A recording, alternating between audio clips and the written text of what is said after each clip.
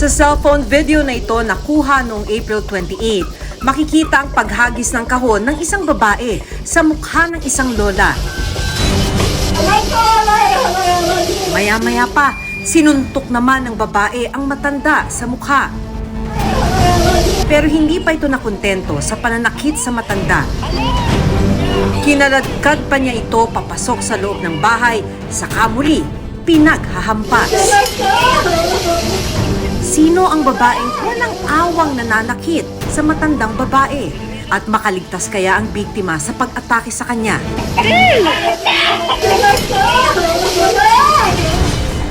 Sa video namang ito, isang matandang lalaki ang makikitang naliligo sa sarili niyang dugo.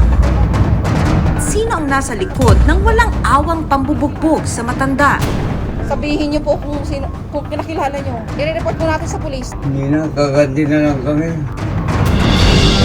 Paano mapoprotektahan ang mga matatanda laban sa ganitong karahasan? Sapat bang programa para sa kanila?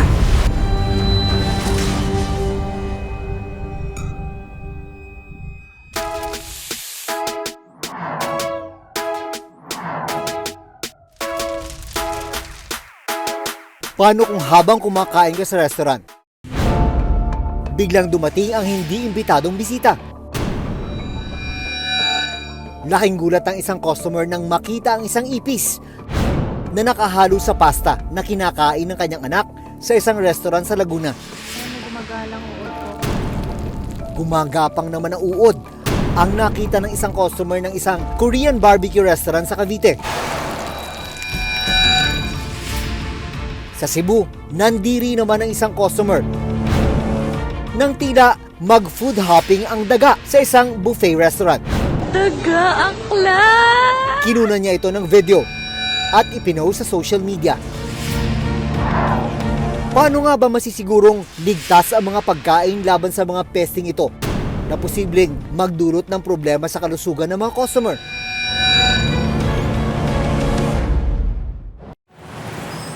Sa pagsisiyasat ng reporter's notebook, nahanap namin ang lolang nakunan ng video habang sinasaktan dito sa Novaliches, Quezon City. Ang biktima, si Lola Yolanda o Yoli Canseco, 80 years old.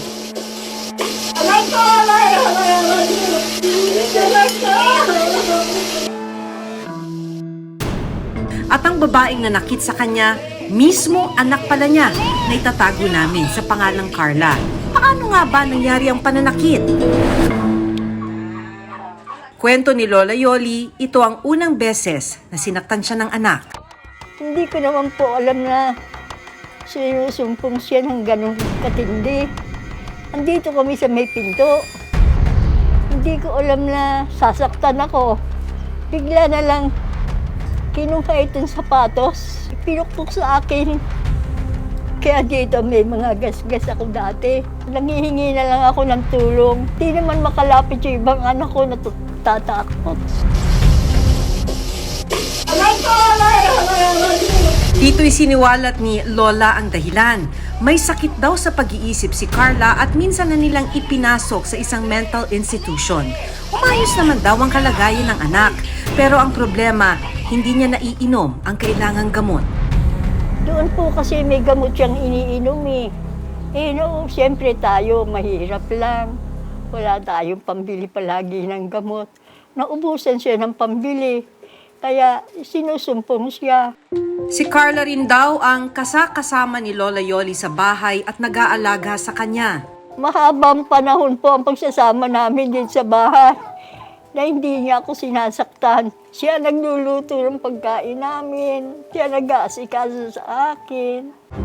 Pero marami ang nagtaka kung bakit hindi tinulungan si Lola Yoli ng mga taong nasa paligid habang sinasaktan ng anak. Paliwanag nila sa amin na takot silang makialam. Matapos ang insidente, agad namang rumesponde ang barangay para sagipin si Lola Yoli. Tara na, sama na. Si nanay, ganyan naman eh. Halika na. Dinala na rin agad si Carla sa National Center for Mental Health sa Mandaluyong City para maipagamot. Sa kabila ng naranasan, mas nangingibabaw pa rin daw kay Lola Yoli ang pagmamahal sa anak. sa paglayo sa akin ng anak ko. Naiintindihan ko naman po yan para lumino po ang kanyang kaisipan at bigyan siya ng lakas ng Panginoon Diyos na gumaling siya. Kawawa naman din po siya. Kasabay kong kumakain siya, nag-aain. Siya lahat. Siya nagluluto pag may lulutuin. Ngayon po, Ngayon wala, solo ako.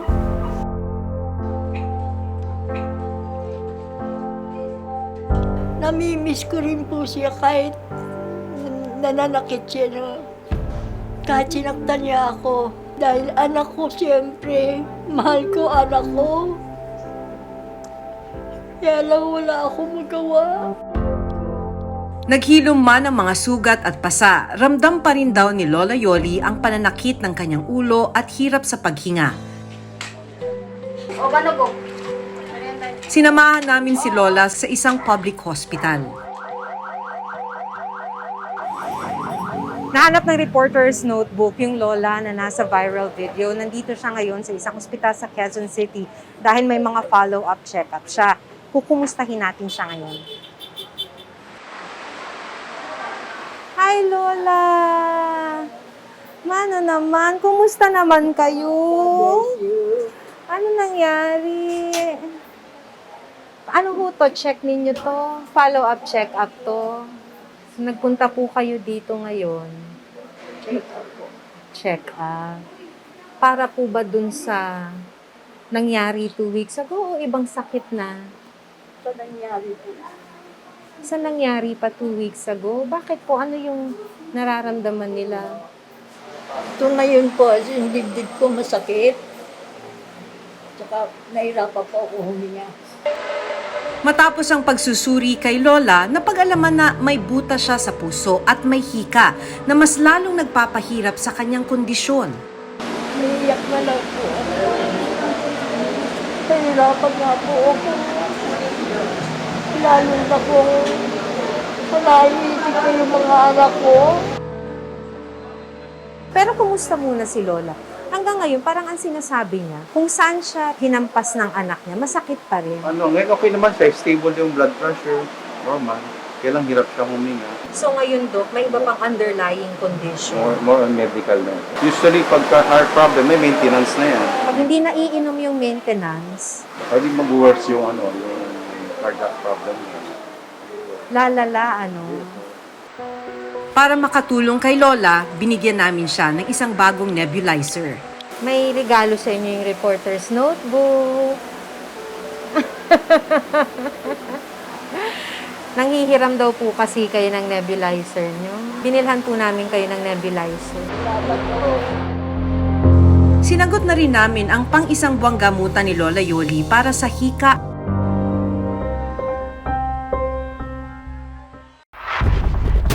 Malala rin ang sinapit ng isang matanda sa Nueva Ecija. Naliligo sa kanyang sariling dugo ang isang lolo nang maabutan ng ilang residente sa Rizal, Nueva Ecija. Sabihin niyo po kung kinakilala niyo. I-report po natin sa pulis. Hindi na, kaganti na lang kami. Paano nga ba niya ito sinapit? Nagtungo ang reporter's notebook sa Rizal, Nueva Ecija. Ang lolo sa video, kinilalang si Lolo Jomenador Tagarino, 82 taong gulang. Ang matanda, biktima pala ng pagnanakaw. Natangay sa kanya ang 20,000 pesos. Pero hindi pa nakontento ang suspect dahil walang awa siyang pinagbubugbog sa loob mismo ng kanyang tinutuluyang bahay. Tansya niyo po mga nasa ilang taon. Mahirap lang magsalita eh. Pero Tay, ganyan na itsura niyo. pero Sabihin niyo po kung kinakilala niyo. I-report po natin sa pulis. hindi na, kaganti na lang kami. Hindi po, tay. Ganyan po itsura niyo, Diyos ko. Agad namang ni-rescue ng Local Government Unit at Philippine National Police o PNP si Lolo para may paggamot. Na-interview namin ang hepe ng Rizal Police na rumisponde sa kaso. Talagang nakakaawa po yung kalagayan po ni Lolo Doming. So sa amin pong mga nakalap na impormasyon, si Lolo Doming po ay nagkaroon ng pera na kung saan ay kanyang naibenta yung lupa niya. Pinuntahan namin ang tinutuluyan ni Lolo Jomenador pero hindi namin siya naabutan. Nag-ikot kami sa bayan ng Rizal kasama ang anak ni Lolo na si Jing. Ay, oo, napunta na dito yan. Doon nga siya nakaupo kahapon kasi. Eh ngayon, Ngayon lang yung nanahintap. oo kasi na kailangan nila. I-try mo natin sa Norte kasi pag umuwi ako gabi, nakadaan ako yan sa Norte. Dito na namin nalaman na madalas na palang pagala-gala si Lolo Jomenador. Ang huli po naming balita ay nagpapakalat-kalat siya sa lansangan at nanghihingi ng limos. Matapos ang 6 na oras na paghahanap, bigo kaming mahanap ang matanda. Kinabukasan, isang tawag ang natanggap ng aming team mula sa Rizal Police Station. Nahanap na si Lolo Jomenador. Nakausap namin siya sa pamamagitan ng video call. Pinasok ako ng masasamang loob. Kinuha ang pera ko. Binugbog pa ako. Pagka gumalaw ko, sinasaktan ako. Kailangan papatayin ako. Sa tindi raw ng pambubugbog, pumutok ang ulo at noo ni Lolo Jomenador. Nagalak ko yung oras na yon. Hindi na ako babahay na at talagang mahirap na hirap ako. Lahat ng mga damit ko dun sa loob, puro dugo. Kaya ang alam ko, hindi na ako babahayin. Patuloy na iniimbestigahan ng mga pulis ang nasa likod ng pananakit sa matanda. Unang-una po, nais nating ipabatid sa mga may sala na ang batas po ay umiiral at hindi sila makapagtatago dito. So sa ilalim po ng aming pamamahala dito sa Rizal Municipal Police Station, hindi po kami titigil hanggat hindi natin nalalaman kung sino ang may sala at pananagutin po sila sa batas. Nagpapagaling pa rin sa ngayon si Lolo. Makabubuti raw sana kung madadala sa isang home care facility si Lolo Jomenador, pero limitado ang bilang ng ganitong pasilidad. Sa buong bansa, nasa halos 100 lang ang home for the aged na pinapatakbo ng gobyerno. Ang ilang non-government organization nagtayo na rin ng pasilidad. Tulad na lang ng napuntahan namin sa San Jose del Monte, Bulacan. 7 matanda ang inaalagaan ngayon dito. So dito sa apartment na ito, 4 na lola. Si Lola Benelda na maganda naming lola. So ito yung recipe nila sa araw-araw nilang kinakain. Siya ang pinakamatagal na dito sa group home. Siya din ang pinakamataas na edad na. Isa sa mga kinupkop ng shelter ng Coalition of Services of the Elderly o COSE, si Lola Benilda, 85 years old. May isang anak ako. Matagal na naghiwalay kami mula nag-asawa siya. Hindi siya dumadalaw dito. Hindi ko alam kung buhay pa o ano. Paliwanag ng COSE, hindi lang pisikal ang pang-aabusong nararanasan ng ilang matatanda dahil isa sa matinding uri din ng pang-aabuso sa kanila ay ang pag-abandona. Iba-iba yung klase ng abuso na nararanasan ng mga tao, especially mga older persons. Yung pinakamasaklap na abuso nangyari sa mga older person, yung rejected ng family, pinalayas ng family, sobra yung epekto sa kanila. Abuse na yan eh. Kung bakit sila nandito, dahil na-abuse talaga sila. Sa pag-aaral ng World Health Organization o WHO noong 2021, isa sa kada 6 na senior citizen ang nakararanas ng iba't ibang uri ng pagmamaltrato o pang-aabuso. Nitong 2022, ipinanukala sa Kongreso ang House Bill 5116 o Senior Citizens Protections Act. Naglalayon itong gawing krimen ang pang-aabuso at pag-abandona sa mga senior citizen. Kasama rin sa panukalang batas na ito ang pagpapatatag ng National Senior Citizen Help Hotline na maaaring libreng ma-access ng mga biktima ng pang-aabuso. Bubuo rin ng Senior Citizens Help Desk sa bawat barangay na pwedeng takbuhan ng mga biktima 24 oras. Isigurado na implement, kailangan lagyan ng ngipin talaga yan. Kasi kapag hindi natin binigyan ng diin yan, ng mga batas na ginagawa para sa nakatatanda, hindi mangyayari. patuloy pa rin yung pag-a-abuse. Kailangan na may ipatupad na batas para katakutan yung mga nang-aabuso. Bago kami umalis sa shelter ng Kose, may isang hiling si Lola Benilda. Nakiusap siyang humingi ng tulong para mahanap ang kanyang anak. Ano po bang pangalan ng anak niyo? Angelito Pulgarcio. Inaano ko lang sa pagdarasal na yung silang mag-asawa, magduwa, idalawin ako. Dinadasal kayo, makita kami mag-ina. Ang mga tulad ni na Lola Yoli at Lola Domenador dapat inaalagaan na. Pero sa mga pagkakataong nakararanas sila ng kalupitan at pang-aabuso sa loob o labas man ng tahanan, importanteng mapadali ang sistema ng pagsusumbong para mas mabilis ang pagtulong sa kanila. Sakaling makaranas ng pang-aabuso, humingi ng tulong sa mga otoridad. Ako si Maki Pulido at ito ang Reporter's Notebook.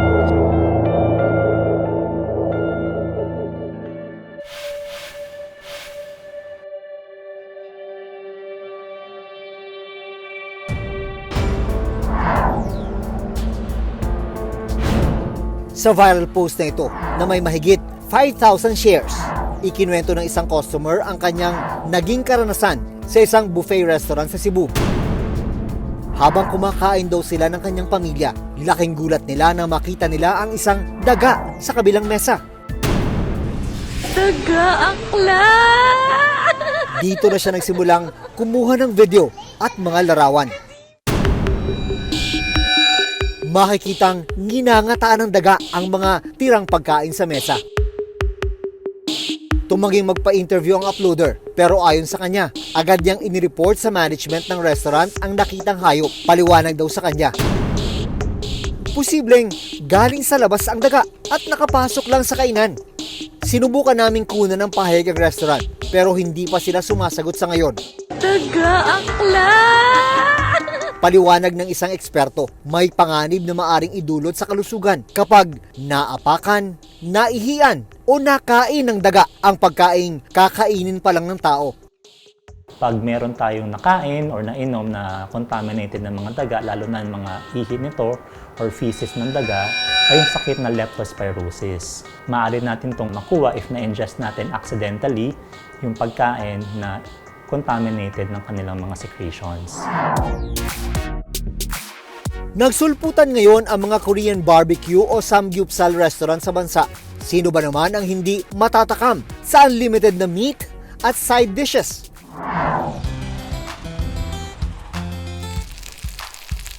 Kaya na mag-open ang samgyeopsal restaurant sa lugar nina Crisel sa Naik, Cavite. Agad nila itong sinubukan. Gutom na gutom po kami ng kasama ko. Doon po kami kumain, kaming dalawa lang po. Pero iba raw ang kanilang naranasan. Habang niluluto ang kanilang samgyeopsal nitong May 4, inakala raw ni na Crisel na taba ng baboy ang puting bagay. May gumagalang uod po, kung nakikita niyo naman, hindi niya alam kung saan siya pupunta. Pero laking gulat nila nang bigla itong gumalaw. Hinihintay kong maluto yung meat, parang may gumagalaw siya. Akala ko yung taba lang, yung kulay puti. May gumagalang uod po, kung nakikita niyo naman, hindi niya alam kung Ang inakalang taba, isang buhay na uod pala ang biglang gumapang sa niluluto nilang karne. Binidyohan ko po agad para may pruweba po. Kasi kung sa salita lang po, baka hindi po maniwala yung waiter. Tapos nanguya pa po siya noon. Pero yung kinakain po niya yon bago niya makita yung uod, yun po yung luto na, yun nauna. Agad nilang tinawag ang waiter ng restaurant. Tinanggal niya naman po, tas pinaltan. Sabi lang po sa amin, pasensya na po, magkatabi po kasi yung meat tsaka yung lettuce. Kaya siguro na lagyan ng uod. May gumagalang uod. Ang sa akin lang po, mo? maging aware din po yung ibang mahilig kumain sa samgyup. At least nga po, hindi po kami galit eh.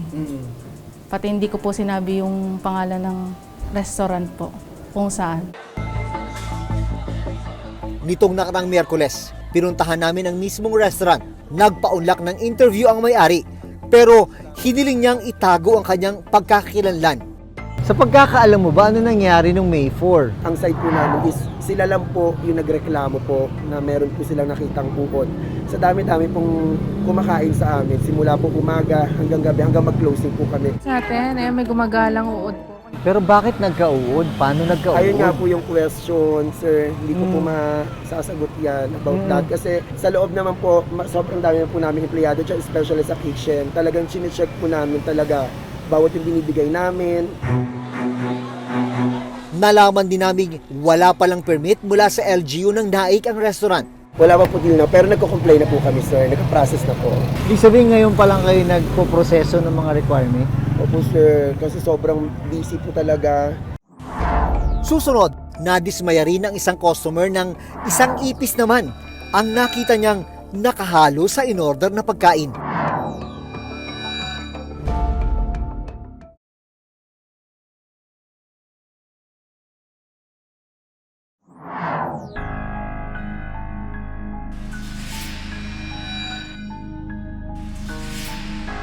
Nadismaya rin ang isang customer ng isang ipis naman ang nakita niyang nakahalo sa in-order na pagkain.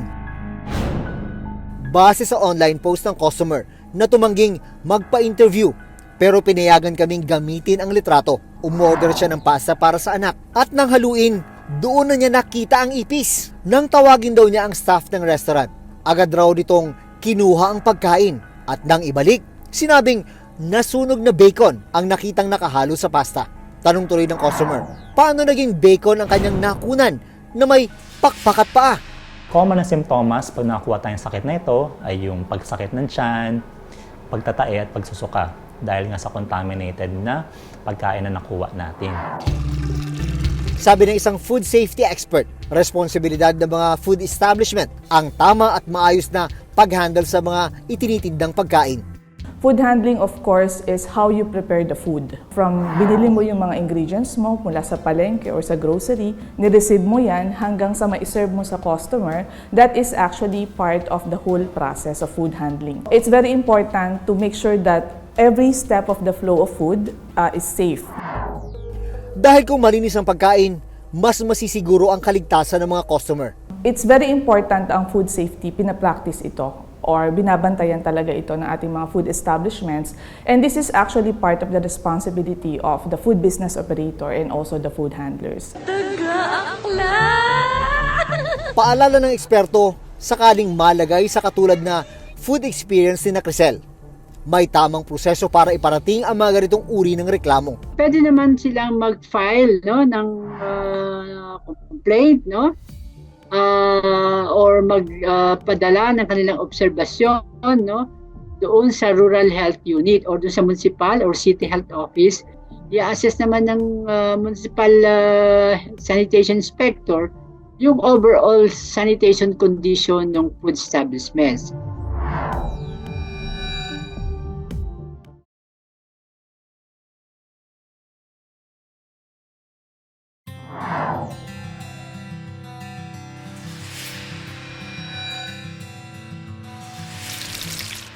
Sa huli, mahalagang maging maingat ang mga kainan at restaurant sa mga inihahandang pagkain.